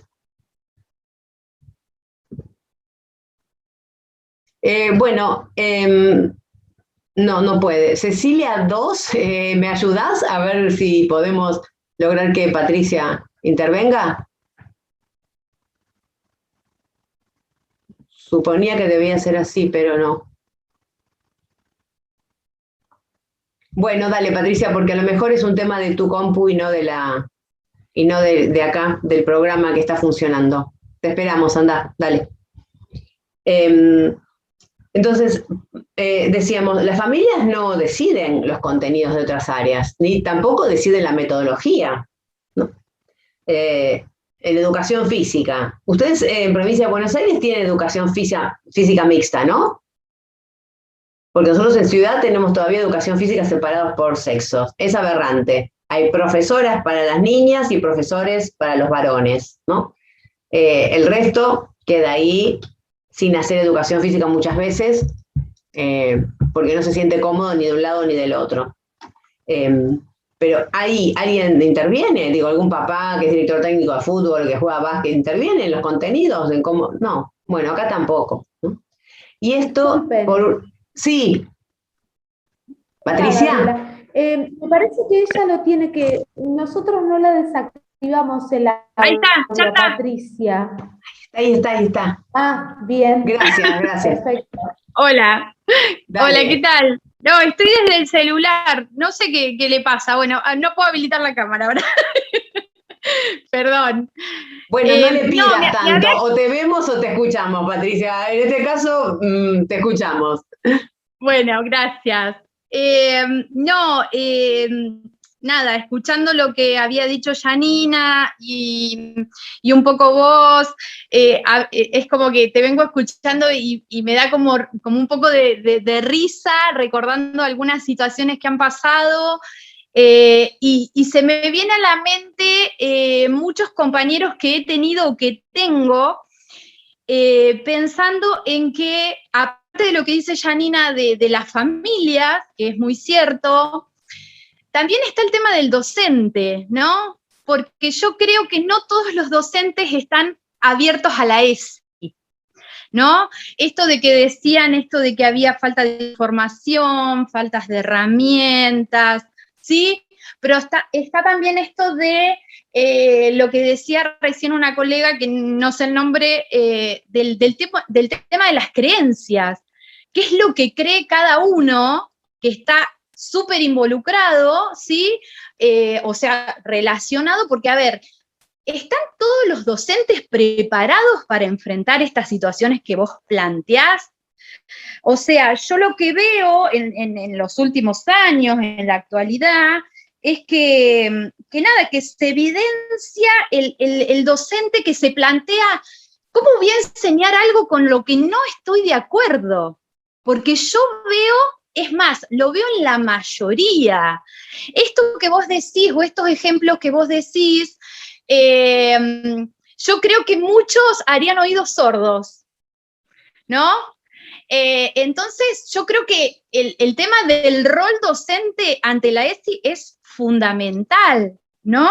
Entonces, lo que yo me planteo es, ¿qué sugerencias darías vos como profesional en esto para que nosotros como directivos podamos de cierta manera tener determinadas herramientas, por decirlo así, frente a este tipo de docentes, o a la mayoría de los docentes, te diría? A ver, ¿qué nos dirías vos como profesional para poder revertir un poco este tipo de situaciones? Porque yo creo que el tema de las creencias religiosas, determinados valores, o lo que fuere, está muy presente en esto. Bien, bien. Gracias, Patricia. Qué suerte que te pudimos escuchar. Ahora le vamos a dar la palabra a Tatiana, que hace rato que tiene la mano levantada, y después, en todo caso, respondo. Dale. Buenas tardes a todos.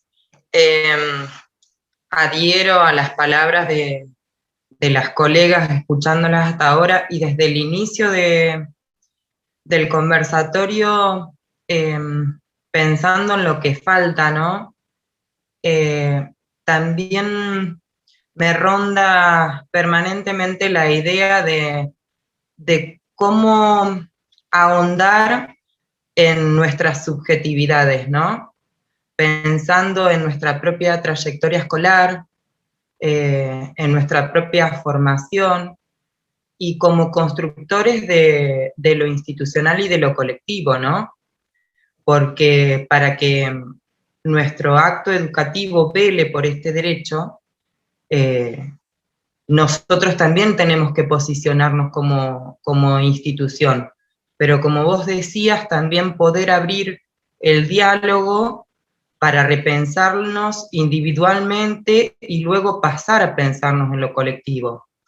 Creo que esto que plantea Patricia, así como lo que planteó Janina, es una puerta de entrada, digamos, para poder formar a la institución y a lo colectivo, y aunar algunos acuerdos respecto de cuál va a ser nuestro posicionamiento como institución, poder dar la palabra a las familias para que ellos también expresen todas estas cuestiones que por ahí se les presentan como inquietudes, ¿sí? Que no tienen que ver por ahí con la adherencia o no a un determinado paradigma, sino con la desinformación. Entonces, poder ser nosotros también nexo. La realidad es que hay generados pocos espacios institucionales para el diálogo de estos temas. Sería interesante también dentro de cada institución tenerlos y sistematizarlos. Perdón, ¿puedo aportar algo? Dale. Bueno, en realidad nos cambiamos de compu con Cecilia un ratito porque no podía hablar yo de la mía porque se mezclan los micrófonos. En realidad yo lo que, con respecto a lo que dicen mis compañeras, tanto Tatiana como venía hablando otra de las chicas, yo lo que considero fundamental en los docentes, y me parece a mí, más allá de no saber cómo abordarlo, es la escucha. es fundamental escuchar las necesidades de los alumnos, las alumnas. Me parece que es súper necesario, más allá de que algunos docentes no se hayan podido reconstruir algunas cuestiones que tienen, que en realidad impiden dar información sobre ciertos temas, o hay algunas barreras socioculturales. Lo que me parece fundamental es la escucha, y esto que decía Tatiana, de poder compartirlo en equipo si uno no lo puede abordar solo, pero siempre escuchar las necesidades. Por algo los alumnos, las alumnas lo plantean. Hoy me parece muy importante también el aporte con respecto al género que vos decías, el Ministerio de las Mujeres, ¿no? Que en realidad está tratando de que en todos los ámbitos de la formación pueda estar incluido, se pueda mirar desde una perspectiva de género. Por ejemplo, formación laboral, que formación laboral generalmente hay jóvenes y adultos que los hacen, y poder involucrar la perspectiva de género es fundamental, y yo creo que se está pensando desde los diferentes espacios educativos, no solamente los que pertenecen a las escuelas propiamente dichos, sino por ahí otros espacios que está bueno también pensarlos. Bueno, ese era mi aporte. Gracias. ¿Y tu nombre de verdad, de verdad? ¿Es Cecilia? No. No. No, mi nombre es Anabel. Ah, bien. Gracias, Anabel. Yo soy de la Secretaría de Educación y Derechos Humanos y soy trabajadora social. Y te veo que estás muy cerquita porque se pasaron de cuadro así y de pronto no vi las banderas y las vi acá y dije, ¡epa! ¡Qué rapidez como para andar pasando de sala! Estamos cerquita. Me parece interesante rescatar de lo que traen las compañeras, que sobre todo de lo que trae la compañera que es directora, ¿qué vamos a hacer, Patricia? Con las profas y los profes que no quieran, ¿no?, deconstruirse. Y la verdad es que no pasa por ser o no ser religioso, ¿no? Porque cualquiera de nosotras puede tener su propia creencia, ¿no? Yo también la tengo, pero no voy a enseñarla a la escuela. No voy a enseñar desde mi creencia religiosa, porque si no, deberíamos enseñar desde el Génesis y no desde la teoría de la evolución, por ejemplo, ¿no? Muchas personas que son católicas. Entonces, esa también es nuestra vida privada. Así como no vamos a la escuela a hacer política partidaria, ¿no? Y eso no quiere decir que todas y todos no tengamos una idea, de hecho votamos, aunque estemos dando formación ética y ciudadana, no vamos a hacer política partidaria en la escuela, son dos cosas distintas, ¿no? Entonces, me parece interesante el desafío de pensarnos como profesionales, que vamos a enseñar lo que el magisterio, que es la posibilidad de construir, ¿no?, la patria de una manera pacífica. Somos los soldados, las soldadas, ¿no?, pacíficas para construir la nación. Entonces, nosotros respondemos al Estado, no es que cada uno enseña lo que se le canta, por lo menos en la escuela pública, donde te pagan para eso. Si después alguien acá tiene un centro propio, educativo, ¿no?, es otro tema, pero en la escuela pública no, tenemos diseños curriculares, tenemos marcos legales, tenemos una estructura institucional, ¿no?, de supervisión, de formación, o sea, no hacemos lo que queremos. ¿Por qué en temas de sexualidad podríamos enseñar lo que se nos ocurre de acuerdo a nuestra ideología? ¿Y cómo hacer para desanudar esa ideología? Porque la verdad es que por más que yo lo diga así, severamente, y Patricia se ponga, ¿no?, censuradora, la ideología permea. Por eso es que es tan importante volver a estas puertas de entrada de la ESI, que la primera es la reflexión sobre una misma. Porque si no hay esa reflexión, si yo no me puedo sincerar sobre lo que pienso sobre la sexualidad y ponerlo a compartir con mis colegas, ¿no?, no voy a poder educar en sexualidad en este marco a nadie más. Y por eso también es tan importante la pareja pedagógica, ¿no?, y el trabajo interdisciplinario. Nunca se enseña en soledad. Nunca, porque todas y todos estamos atravesados por el patriarcado y por los prejuicios. Y yo no estoy exenta de, en el fragor de la respuesta, mandarme alguna que es inconveniente. Pero soy humana, me puede pasar, pero entonces tengo a mi compañero o a mi compañero que me dice, che, ¿te escuchaste? ¿Te pareció adecuado? Y me permite a mí desandar algo que estuvo mal, ¿no? Que no quede enquistado eso, volver al aula y decir, che, la verdad, disculpen, no estuvo bien, me quedé pensando, esto no se dice, no se hace así, ¿no? Lo podemos revisar. Pero también porque soy humana, y a lo mejor yo no puedo hablar todavía del abuso sexual, porque me pasó a mí. Y recién ahora estamos en la familia tratando de ponerle nombre y cara al tío que venía del campo, que no sé qué, ¿no? Y todavía ni siquiera sé si lo voy a denunciar, no sé, no puedo hablar de eso, ¿no? Entonces, ¿cómo yo voy a hablar de ese tema que todavía no lo pude atravesar, no lo pude resolver en mi vida? ¿Cómo voy a hablar del aborto, ¿no? Como debería hablar si yo hace 15 años que estoy buscando quedarme embarazada y no puedo con esta situación de otras que deciden, bueno, no puedo, ¿no? Tengo mis límites, pero entonces armo pareja. Y en este marco de confianza, porque hay algo que tenemos que poder rescatar, que es el marco teórico para enseñar ESI, es la pedagogía de la confianza, ¿no? Beatriz Greco, acá en la Argentina, trabaja desde los postulados de Rancière. Bueno, en el marco de la construcción de la confianza, poder decirle a mi pareja pedagógica, yo este tema paso, ¿no? Yo no. Pero los pibes y las pibas no se van a quedar sin recibir la información que necesitan por mis limitaciones.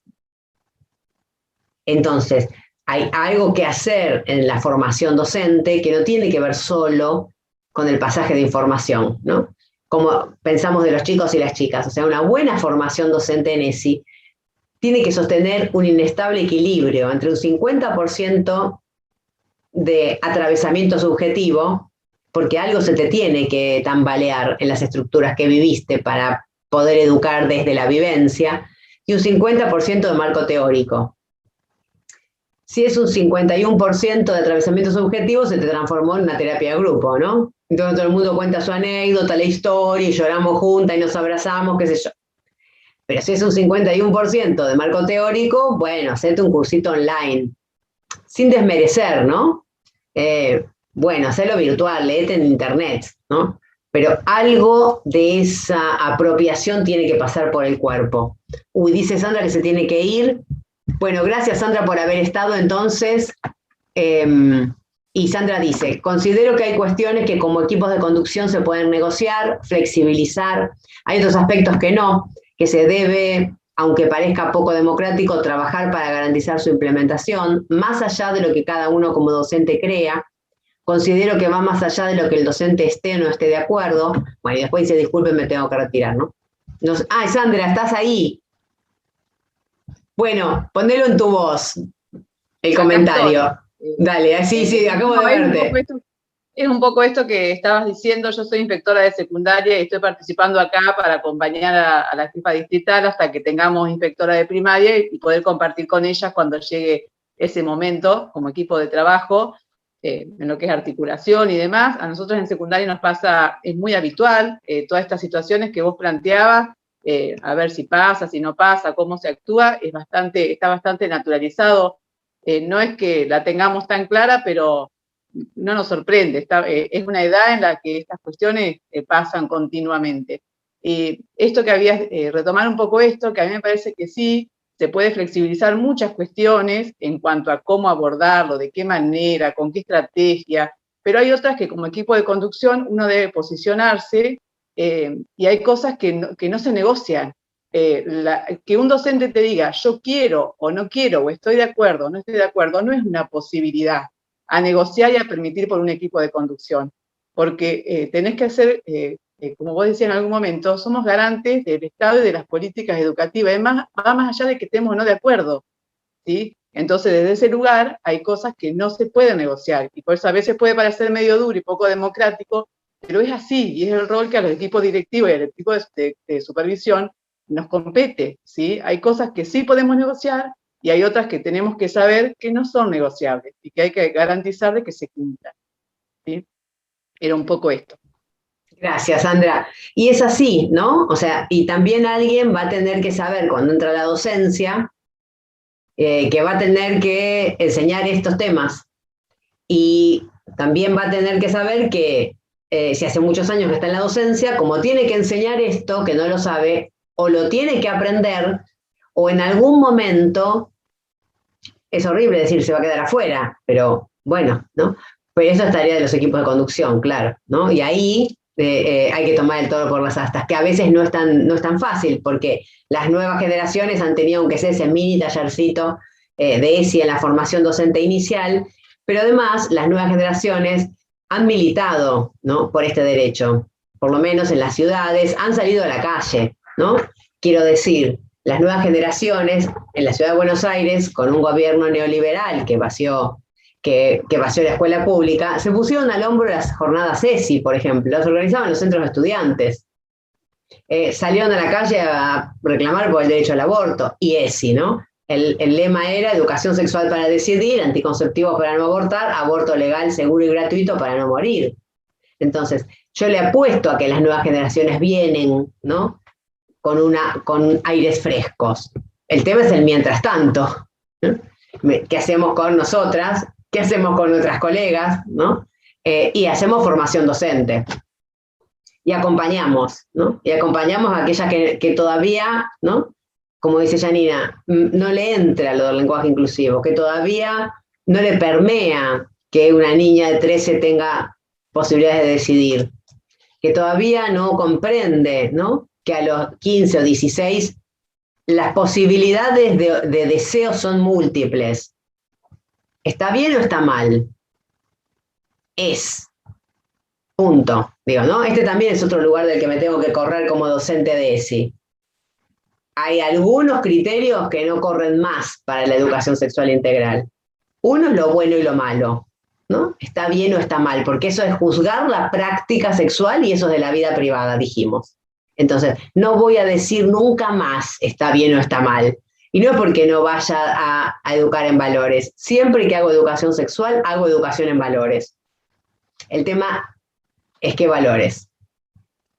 ¿Cómo construimos consenso en una sociedad que pide Estado, ¿no?, e Iglesia como asuntos separados, una sociedad laica, cómo reconfigura el sentido de lo que es el respeto? ¿Cómo vuelve a cargar de sentido la palabra amor? ¿Cómo, no? Bueno, que esto no tenga que ver solo con una concepción de trascendencia. Que el amor también pueda darse, ¿no?, en una escuela pública y entre pares. Y que podamos comprender que este encuentro que tuvimos es un encuentro sexual. Y no hubo coito, no hubo genitalidad, pero cada quien vino acá con su cuerpo sexuado. Por supuesto, vino con su cuerpo, si no, no estaría. Y además vino con sus emociones, y eso también es sexualidad. Y se irá más o menos satisfecha de este encuentro, y no hubo orgasmos de por medio. Bueno, si alguna lo tuvo, avise, ¿no? Porque entonces ya estamos en otro plan, pero entonces podemos decir que fue un encuentro sexual y dejar de horrorizarnos por la palabra y por lo fuerte que suena la X, ¿no? Tan fuerte que en otros países, en Europa, en Francia, en España, le ponen sexo afectivo, ¿no?, a la ley, como para, bueno, la tamizamos un poquito, decimos lo mismo, pero no queda tan punchy, ¿no? Bueno, empecemos a cargar de sentido, ¿no?, y de valores la convivencia. ¿Qué queremos decir cuando decimos tenemos derecho a una vida sin violencia? Bueno, a que los pibes en la escuela tengan un espacio diferente al de la familia, a que la maestra no esté gritando, ¿no?, como una loca desatada todo el día, toda la tarde, pero también a que esa maestra tenga la posibilidad de ir al baño cuando siente la necesidad en su cuerpo, y no tenga que andar pidiendo permiso o estando toda la jornada laboral, porque eso también es violento contra esa maestra, ¿no? Bueno, esto, ¿cómo vamos a hacer para revisarnos como institución generadora de violencia? Antes de hacer una cartelera por el Ni Una Menos, o antes de hacer la cartelera, ¿no? Pensémonos en nuestras relaciones vinculares, si no todo lo otro queda escrito en el cuaderno, ¿no? Si alguien puede hacer una tarea hermosa, comprarse el mejor manual de ética y ciudadana, después está en el patio, ¿no? Y cuando el de quinto le dice al de tercero, levantate, no seas gordo puto, agarra la pelota que nos van a hacer un gol, sigue tomando el tecito y no interviene, ahí hizo formación ética y ciudadana, ¿no? Y ahí hizo educación en valores, ¿no? Y ahí está esto que decimos de la cotidianidad del currículum oculto, bueno, se permeó. Pero también puede estar la otra, ¿no? Que se acerque y le diga, ¿por qué le estás diciendo puto a tu compañero? ¿Por qué no? ¿No? ¿Por qué no? Porque el puto podría decir, no, porque yo soy puto, ¿no? Por ejemplo. Entonces, ojo con la intervención docente, porque es continua, porque es de mucho nivel de exigencia, porque tiene que ser precisa, porque tiene que ser clara, porque tiene que ser adecuada.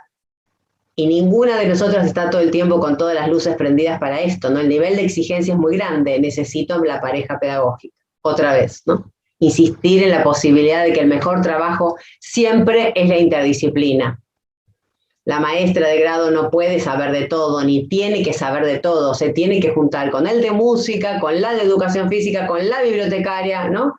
Con el de plástica, y tienen que poder armar un proyecto que sea integral, institucional e interdisciplinario. No es el proyecto copadísimo de María, de Betiana, ¿no? De Janina. Es el proyecto de la escuela. Y es el que le da identidad institucional a la escuela porque responde a las necesidades de esa comunidad. Y aunque haya ESI en todas las escuelas, cada escuela deberá revisar por quinquenio, por septenio, su proyecto institucional, ¿no? Porque la idea es que los pibes y las pibas, cuando entran en primero, atraviesan toda la escolaridad y salgan con todos los contenidos y los enfoques que prevé la ley. Por eso se arman los referentes institucionales en ESI, ¿no? Que tienen esta difícil tarea de pensar en lo macro todo el proyecto de ESI. Bueno, basta, otra vez agarré la palabra y ya me voy a tener que ir y quiero escucharles. A ver,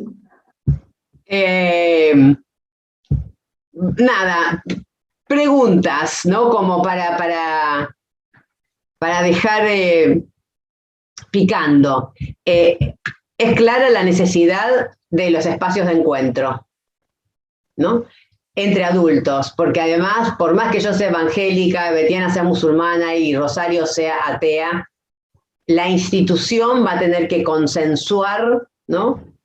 Antes decíamos, bueno, ¿qué vamos a decir sobre el aborto, por ejemplo? Que es un tema ilegal.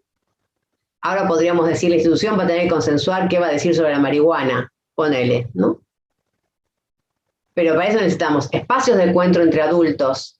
Cuando digo entre adultos estoy hablando del equipo docente y estoy hablando también de las familias. Esto hay que informarlo todo esto, ¿no? Que estamos pensando. Esas reuniones entre nosotras, entre colegas, pueden ser con algún especialista, sí, claro, porque a veces no sabemos todo y necesitamos preguntar, ¿no? Ahí está la tarea del especialista, acompañando en la constitución del equipo, pero también revisiones personales, ¿no? Y la conformación de parejas, de equipos a la hora del trabajo. Estos son como las urgencias. Después también necesitamos recursos, claro, sí. Necesitamos más cantidad de audiovisuales, necesitamos libros, necesitamos, ¿no? Lentamente eso se va consiguiendo si podemos comprender que como la educación sexual es la vida misma, puede haber un recurso interesantísimo para trabajar ESI en los Juegos Olímpicos, en los canales de aire, en las series de Netflix, en los videojuegos de los pibes, ¿no? En las historietas. Bueno, por supuesto, novelas y cuentos que usamos, que tenemos específicos desde la literatura para abordar algunos de los temas, ¿no? En la música, no sé, en el rap, la cantidad de producción musical con perspectiva de género que empieza a aparecer ahora está muy al alcance de la mano. Entonces, por ahí no se entraría tanto en la necesidad urgente en el recurso, sino más en revisarnos, ¿no? En revisarnos enteros, en meternos en la licuadora con el atravesamiento y con el marco teórico, ¿no? Ahí sí. Bueno, fin, prometo que no hablo más y escucho estos últimos minutos que nos quedan, porque tengo que compartirles además que estoy apurada y ansiosa porque me voy a dar la segunda dosis. Entonces, no quiero llegar tarde, me quiero ir a vacunar, ¿vieron? Acá las distancias son muy grandes, así que, bueno, escucho comentarios, preguntas, sugerencias. críticas, todo será bienvenido y registrado.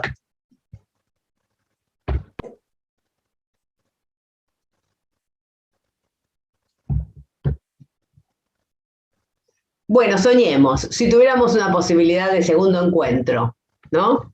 Imaginemos, bueno, ¿sobre qué? ¿Qué querrían? ¿Qué les gustaría? O a lo mejor no, o a lo mejor el segundo encuentro es ustedes como reproductoras, ¿no? Como promotoras de esto que se llevan, bueno, ¿cómo podrían llevar esto a sus instituciones? A lo mejor no es conmigo el encuentro, sino necesitan ustedes un día de encuentro en sus escuelas, por ejemplo. Si te parece, Gaby, sí contarles que este encuentro está grabado y que lo vamos a compartir, que seguramente va a ser un insumo para los que participaron y los que quieran replicarlo.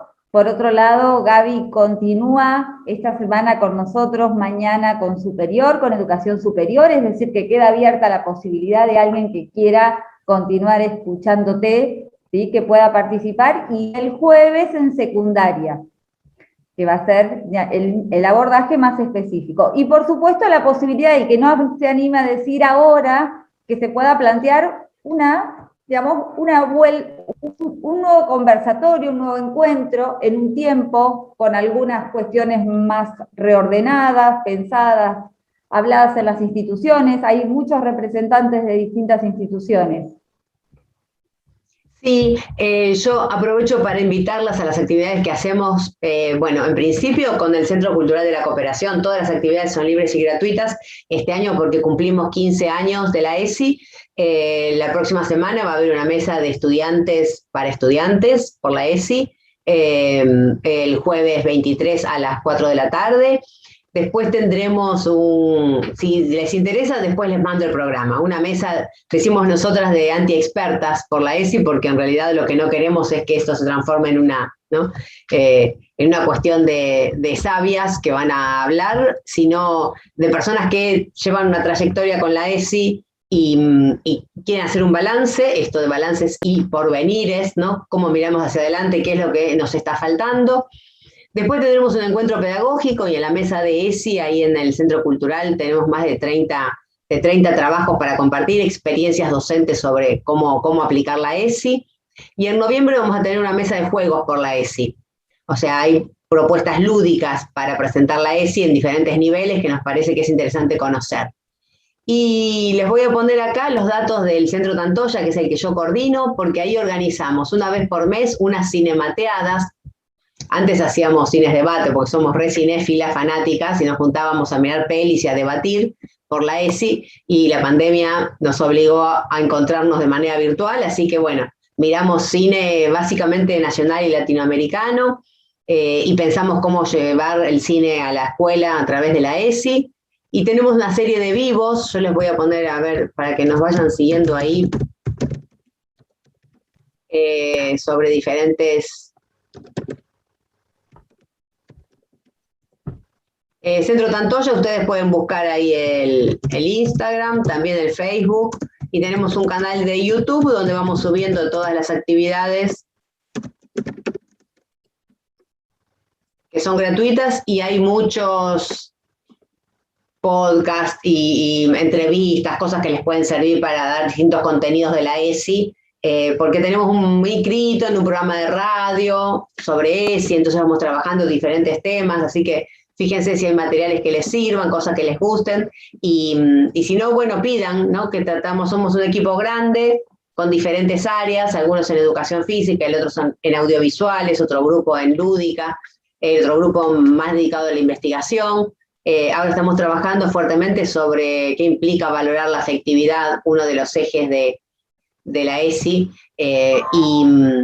y bueno, estamos viendo qué otras propuestas hacemos a la educación emocional, ¿no? A las neurociencias, y a esto que es, por lo menos en la Ciudad de Buenos Aires está muy, pero muy instalado en la formación docente. Así que sí, y les dejo un mail por si quieren escribir, bueno, para cualquier consulta que necesiten, y que sigamos en contacto. Bueno, Gaby, te agradecemos muchísimo, un placer un placer enorme escucharte. Creo que nos vamos todos con un montón de preguntas, que esto es lo que vale nos quedamos con la pedagogía de la pregunta que instala y que, bueno, nos permite seguir pensando. Agradecerles a todos los que se comprometieron y han participado, porque esto en realidad era para los docentes y así fue pensado. Y continuamos viéndonos mañana, ¿sí? Sí. No sé si, Janina, vos levantaste la mano antes de cerrar o... No, me parece que es aplausito. Igual yo creo que podríamos darnos un aplauso, ¿no? Si nos desmuteamos y vamos por un aplauso inclusivo, que no sea inclusive, para evitar sensibilidades, ¿no? Que sea así. Creo que las personas, claro, ¿no? Oyentes aplauden de este modo, así que aplausos y hasta mañana con quien quiera volver a repetir la experiencia, que serán otros temas, otros contenidos, bueno, y otras personas, así que otro grupo. Hasta la próxima, gracias por la invitación. Gracias, chao, chao. Gracias a ustedes.